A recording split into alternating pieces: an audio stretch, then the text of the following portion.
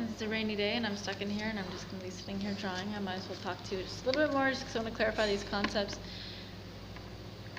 But I think the legit, I mean, you're getting all this false information, but as far as actual information about me, legit,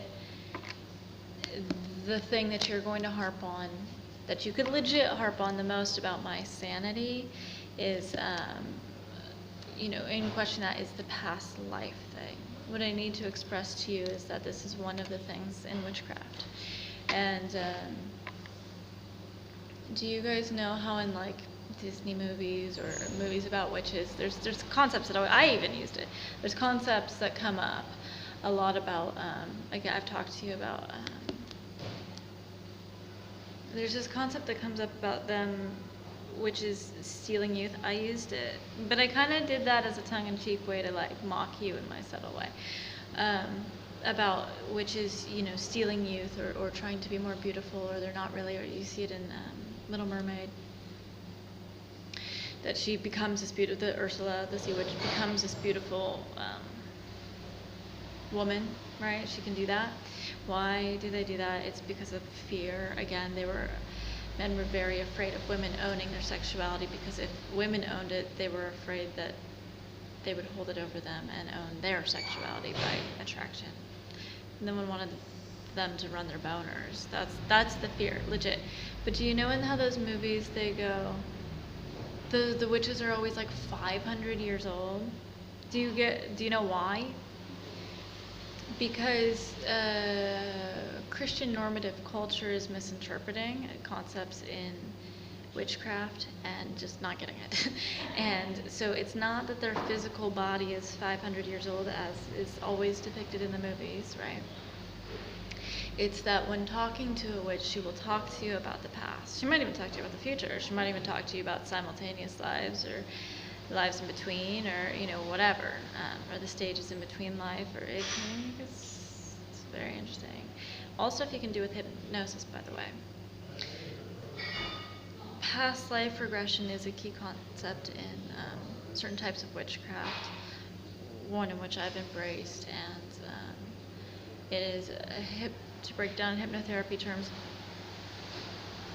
when doing it, you are in the third dimension of hypnotherapy of 4.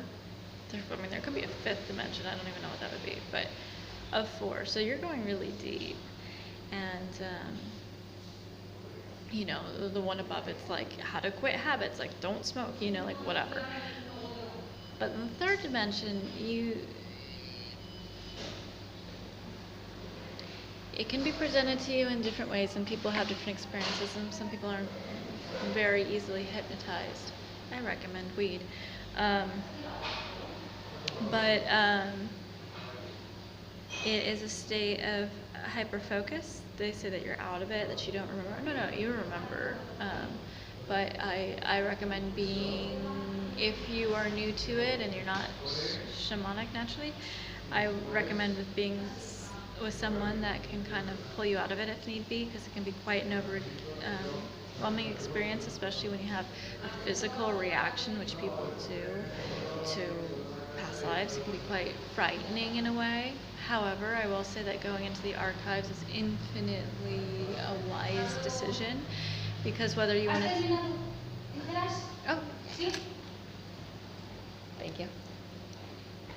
Because when you go into this state of hyperfocus, what was I saying? Oh, she wanted the scissors back. I have to cut these.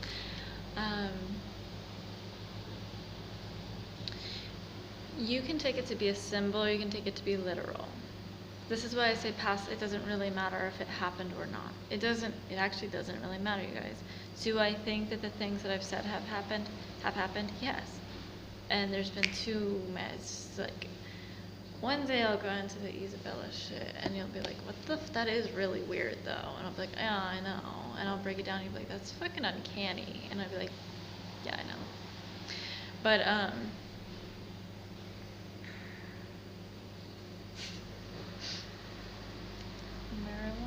marijuana. Anyone? No? Ding. No? She couldn't even name her kids. Okay, so, What I'm saying is it doesn't really matter if it's real or not, because the point is that it wouldn't resonate as something that you would get stuck on if it wasn't a part of you. So it could be just a symbol of like, whatever, like, oh, you know, you were this barbarian or something, and it could be like courage or whatever, unresolved anger, whatever the thing is. So it doesn't really matter if it's real or not. What does matter is the results of that and the knowledge that you get from that. But if you do clear up your past lives, you have the ability to, if time moves like this, which I think it does, like the infinity symbol, you have the ability to enlighten the entire chain by brightening one life. Because the only thing that ever exists is now. That's why I'm saying there's no time. It's now. There's no future or past. There is. There really isn't. Because everything that's ever been is right now. You know? So, and that's a druidic notion. That's, you know, it's a notion I agree with. I'm just going into different facets of witchcraft that you might, so you can kind of better understand why I'm doing the things I'm doing. In the mornings, you know, you're like, what the hell are you doing when I'm like doing all my weird shit, okay? Well, again, I don't have a name for it, but that is witchcraft too. And I'm praying. That's witchcraft. Praying to God. Sometimes to Jesus. Still witchcraft though. But it's okay, and you don't have to be afraid of it, because it's all how you use it. It's just like any other power, and all it really is recognizing your own powers and abilities. Yeah. And you guys go, well, that must mean you're questing, you're hungry for power. No. It just means you're in your soul's recognition of what you already have. And what I'm saying is I don't really see that there's a need for black witchcraft. People can get mad at me for that. The reason that I'm saying you can get better results from using light witchcraft is, for example, if, for example, you were to help me out and wish that Sterling had a surge of self-awareness, enlightenment, compassion, you know, understanding, humanity, consciousness, conscientiousness.